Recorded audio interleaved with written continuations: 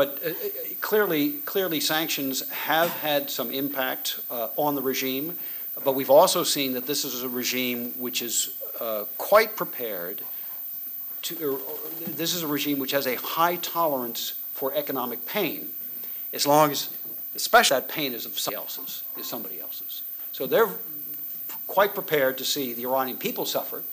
They're quite prepared to see the oil fields rust, equipment in the oil fields rust because they can't get new equipment to renew the oil fields. They don't really care. Economic pain is not tremendously important.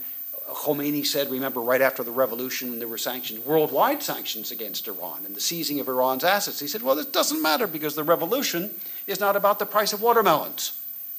Who cares about the economy? It doesn't matter. We are about an ideology, which is why, Bruce, we cannot treat the Islamic Republic of Iran like an ordinary country. It is a regime. It is an ideological regime. It does not respect its people. It does not have the same cost-benefit analysis that an ordinary country would have.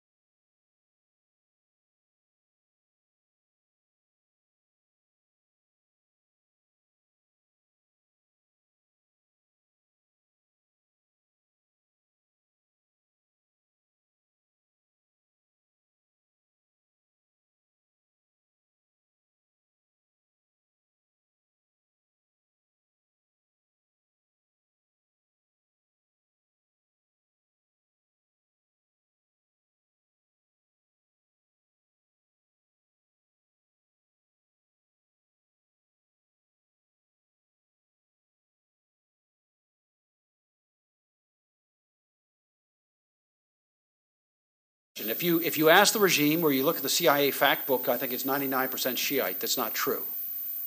In fact, Iran is maybe a majority Persian, maybe. Not even certain that that's true either. You have, we don't have a map here, but let me just take a figurative map of Iran. I can't draw. Can I write on this board? Okay. I can't draw, so please forgive me. So we're just going to do it like this and like that, okay? Here's the Persian Gulf. Here's Iraq, right? Iraq. Here's Afghanistan, right? And Pakistan is down here, and the stands are all up there, all right? All the way around the periphery are Sunnis. You have Kurds up here, right? You have Abbazis down here. Abbas down here. You have all different kinds of Gulf Arabs, Baluchis down here. You have Baluchis down here. You have Turkomans up here near the stands, and you have various kinds of folks going all the way up. Baluchis mainly going up here. They're all Sunnis on the periphery. Only the heartland is Fars province, right? And Tehran, there in the capital.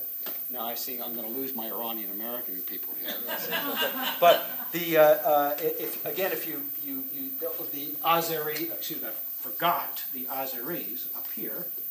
So there's something like maybe 12 million Azeris, 15 million Kurds out of a population of 70 million.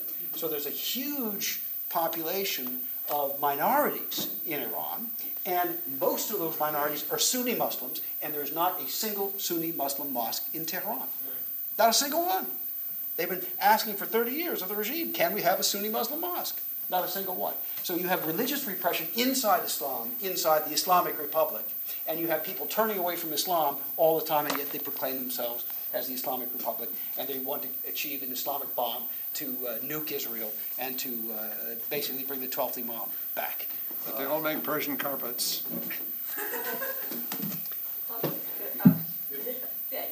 If all that is true, what's stopping all these people from creating a revolt? What's stopping all those people from creating revolt is lack of organization, tremendous repression by the regime, training by the KGB in the early stages of the regime. You know, right after the takeover in 1979, the KGB basically trained Iran's intelligence services. How do I know that? Because I know the people who were involved in it, okay, personally.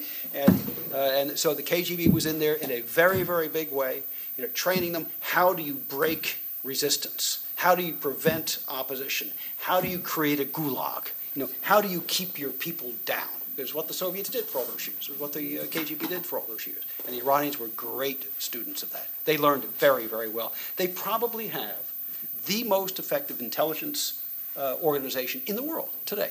In the world today. I mean, if you consider repression, keeping the regime in power to be signs of success. We wouldn't in this country. But from their perspective, they've got a tremendously powerful and effective intelligence I couldn't agree more. The regime is in control. Yes. But they can be broken. They can be broken. They can be broken. It's another discussion, perhaps. They can be broken, but it takes a policy from us here in this country and a willingness to actually recognize the threat from the Islamic Republic of Iran, which we are not doing. We are not recognizing the existential threat from the Islamic Republic of Iran. They want to destroy us. The regime wants to destroy us. They say this openly. They say it openly. And the only reason they have not used a nuclear weapon against us is because they don't have one yet.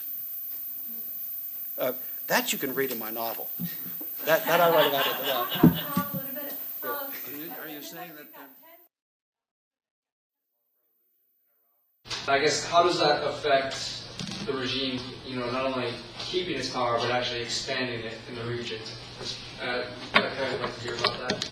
Yeah, and this also gets back to perceptions and perceptions of weakness. They believe that we are weak. They believe that we are weak because we are not confronting them when they are confronting us. They're going out and killing American soldiers, and what are we doing about it? Nothing.